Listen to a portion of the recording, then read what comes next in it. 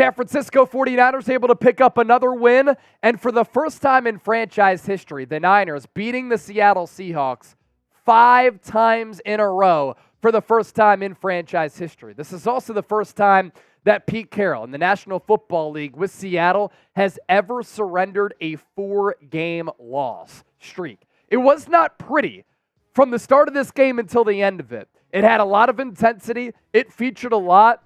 And this is a game where San Francisco did not play their A game. And what I said in the lead up to Sunday is that Seattle's going to try to make it grimy. They're going to try to muddy it up. They want this to be a slow game where they can kind of dictate the pace a little bit. And San Francisco, coming off that valiant effort and dominant effort last week against the Philadelphia Eagles, could not afford to fall into a trap game spot. They did not, but they were a little bit sloppy. And after that first drive, in which Christian McCaffrey on the first play from scrimmage ran 72 yards, and then Jordan Mason punched it in from 3 yards out, the Niners going 75 yards to score a touchdown in less than a minute. San Francisco's offense was taken out of a groove, and they didn't have a rhythm. The theme, though, about this offensive performance for the Niners was the amount of splash plays and explosive plays that we saw from this offensive unit all throughout the afternoon. Brock Purdy, everybody wants to call him a check-down artist. They want to say that all of his passing yards come after the catch. How about the beautiful deep balls that he threw on that long shot to Deebo, on that touchdown to George Kittle? Brock Purdy's long field accuracy was on display, really impressive. He has literally been the most efficient downfield deep ball thrower in the National Football League this year. He finishes the day 19 of 27, 368 yards, 2 touchdowns and a pick.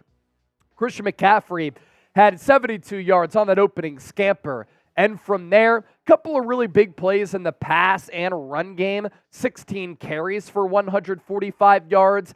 And Deebo Samuel, looking every bit of the 2021 All-Pro that he was. 7 catches, 149 in his last 3 games, going back to when the Niners beat the Seahawks on the road Thanksgiving night. Deebo with 3 touchdowns last week, 2 today, 1 against the Seahawks a couple of weeks ago, now has 6 touchdowns over the last 3 games. There are some injuries that we are a little bit concerned about. Charvaiurs Ward went out very early in this game with a groin injury, and then Javon Hargave left the game and did not return. Both players were questionable. Hargrave left with a hamstring injury. So as we look ahead to the Niners going on the road next week, taking on the Arizona Cardinals, that is a beatable opponent. This week we saw that San Francisco sat Eric Armstead, and Kevin Givens, I thought, was really, really good. Javon Kinlaw putting back-to-back very solid performances together. It'll be interesting to see what San Francisco does with their lineup, with their players who are banged up, going on the road against Arizona, a team that you should beat considering the stakes that the Niners now have with 4 games left in the regular season.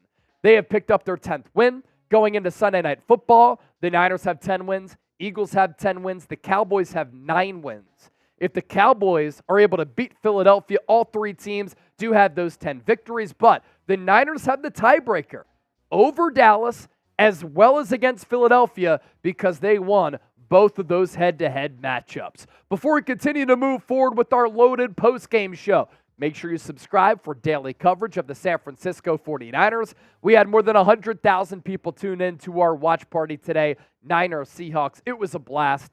Thank you all for supporting the show and being here with us. What's funny about this game, and I kind of teased this a little bit earlier, what's funny about this game is just the discrepancy that we saw. I mean, a reason why the Seahawks wanted to make this game muddy and they wanted to make it murky and a little bit grimy because they know that they do not have the level of talent that the San Francisco 49ers have. And the talent gap was pretty glaring in this football game. You know, the Niners have 527 yards of offense, 9.9 yards per play. Brock Purdy, surgical once again, running it. San Francisco able to average 7.5 yards per tote. Turnovers, 2, interception and a fumble, both kind of credited it to Brandon Aiyuk. He stopped on his route. Brock Purdy threw it off his hands, picked, and then he was stripped going downfield when he was just too loose with the ball. Those 2 turnovers don't really cost San Francisco at all, and the Niners actually lost time of possession. But going back to what I said a little bit earlier about the explosive plays that we saw in this game, running it and throwing it, the Niners had a lot of explosive plays. Deebo on a long touchdown, Kittle on a long touchdown, Aiyuk had a couple of really big plays downfield, and McCaffrey able to do that as well. So you look at these numbers here for the Niners, and then you look over to the Seahawks. When it comes down to production, the Niners able to dominate this football game. When it comes down to the scoreboard, this game was close at moments, but you never felt as though this game was fully in doubt. Another good performance for this Niners defense, giving up less than 6 yards per play. Not ideal, but not awful. They give up 70 yards on the ground, so they continue to be really good with their rushing defense, and they forced 2 turnovers. An interception for Jair Brown and an interception for Fred Warner.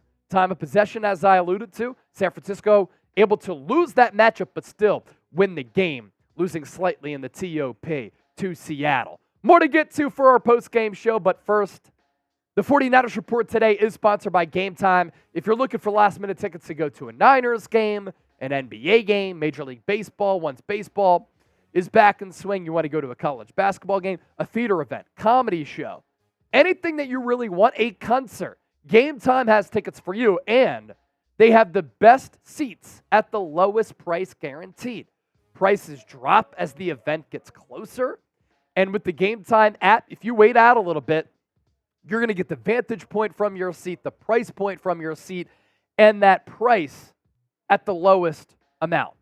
You look ahead to the Niners' schedule here. If you're looking to go to a road game or you're looking to go to a home game, still options available. Home games left against the Ravens on Christmas, against the Rams to round out the regular season, away games against the Cardinals, as well as the Washington Commanders. We're going to be giving tickets away, thanks to a loyal viewer, Shane Kirshner, for that Commanders game, for somebody to go on the road for that game. We'll be giving those away next week. So Game Time is the app and our sponsor, $20 off. Redeem the code Niners Chat right here to save that money. We're going to put that link down below in the comment section as well as in the description of this video. Get signed up today. The app is free, and then you get those $20 off. You continue to move forward in our post-game show here. And some numbers that I want to look at when you look back at how San Francisco was able to dominate Seattle on Thanksgiving back a couple of Thursdays ago. And the Niners' defensive line in that game was really good. They were overpowering. And I thought San Francisco's defensive line really brought it in the second half of this game. And it was just the semblance of players and the depth of players along that defensive front that makes this team so multiple, makes this team so versatile and deep, where the Niners today are without Eric Armstead, and you hardly knew it. Nick Bosa had a sack and a half, 2 quarterback hits, and a pass breakup. I thought that Bosa was great in defending the run. Cleveland Ferrell got credited with the sack. Javon Kinlaw putting together some good performances this year in a contract year, a half sack. Randy Gregory had a sack. That move continues to be a little bit underrated. Chase Young on a 2-point conversion sacked Drew Lock. I put that in quotations because it doesn't count as a sack, but that's an impactful play when Seattle was trying to make it a little bit of a closer game at that standpoint. And when Isaiah Oliver had to come in for Charvarius Ward, you obviously had your concerns that this defense wasn't going to be able to hold up. Isaiah Oliver didn't do terrible. He's always been a good tackler, always good around the line of scrimmage. In coverage, though, has not been good. And that's why I want to credit Deommodore Lenoir, who actually got thrown out in this game with beefing for DK Metcalf after DK Metcalf kind of had a dirty hit on Fred Warner. And Ambry Thomas, they played good football on the outside at those cornerback positions, even without Charvarius Ward. Now, there were some plays in the football game where DK Metcalf caught that first touchdown for Seattle. Tyler Lockett, Jaxon Smith-Njigba, they made a couple of plays. But this Niners defense really has been a huge storyline over this 5-game winning streak after the 3-game losing streak coming out of the bye, because it's so hard for teams to score on this San Francisco defense right now with how well they're playing and the synergy that we're seeing. They look to be a well-coached up unit and cohesive unit at all three levels of the field. And then what can you say about Brock Purdy? Brock Purdy was slinging the rock here today, and I thought that the Niners' interior offensive line really struggled. I thought the Seahawks' interior defensive line was able to get a push consistently throughout much of the game where Brock Purdy was getting pressure right up the middle. And sometimes for a quarterback, that's tough. You know the pocket is muddy. Your vision is clouded a little bit. It didn't really affect Purdy. And for anybody out there who's saying, this guy is the odds-on favorite alongside Dak Prescott at 3-1 odds to win NFL MVP, yet all he does is check it down. He's a dink-and-dunk quarterback. He has all these weapons and a great coach in Kyle Shanahan to create this for him. I'll always say it is the job of a quarterback to execute. And it's the job of a quarterback to be accurate. And Brock Purdy is accurate. He can touch and layer balls to the second and third window. He has unlocked a different dimension, a different element to this Niners offense that San Francisco simply did not have with Jimmy Garoppolo. And it's his ability to take the top off of the defense and to be very accurate with those long ball throws. The throw to Deebo, which he cooked Jamal Adams, yikes, was a dime. And he put it right in stride of Deebo. The throw to George Kittle on his touchdown, which went 44 yards, had to be kind of layered in there. And Brock Purdy's been doing this all year, ladies and gentlemen.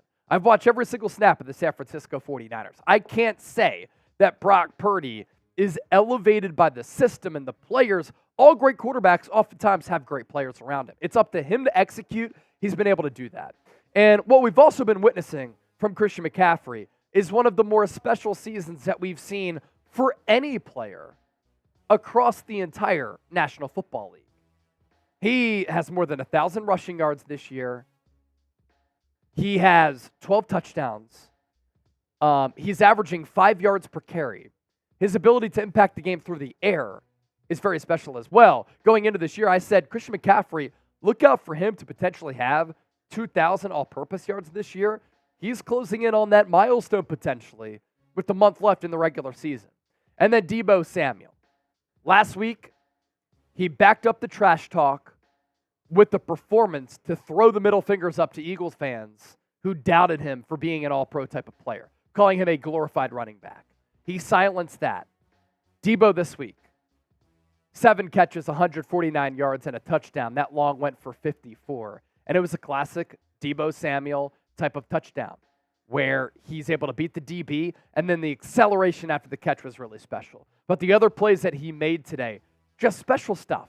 When he has the ball in his hands, I challenge you to come up with a player across the entire NFL that's as unique, fast, physical, has the acceleration, can create for himself, make guys miss, and have the power to run through you and over you like Deebo Samuel. Find me another player in the NFL that is built like this. And that's why the San Francisco 49ers gave him the bag, because you got to pay special. And then Brandon Aiyuk. This fell under the radar a little bit. 6 catches, 126 yards.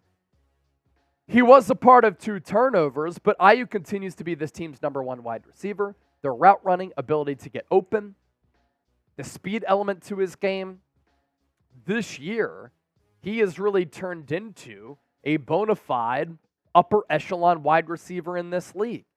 And you think back to some of the comments that people made about George Kittle. He's washed, he's slow, he's always injured. George Kittle had 7 touchdowns in the final month with Brock Purdy as his quarterback last year. George Kittle at points this year has carried this offense. George Kittle this year has had a great season. I think he's been the best tight end in the NFL.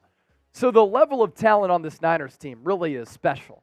And that talent able to shine through today, even when San Francisco did not play their best game, their most superior game, they still won by 12 points.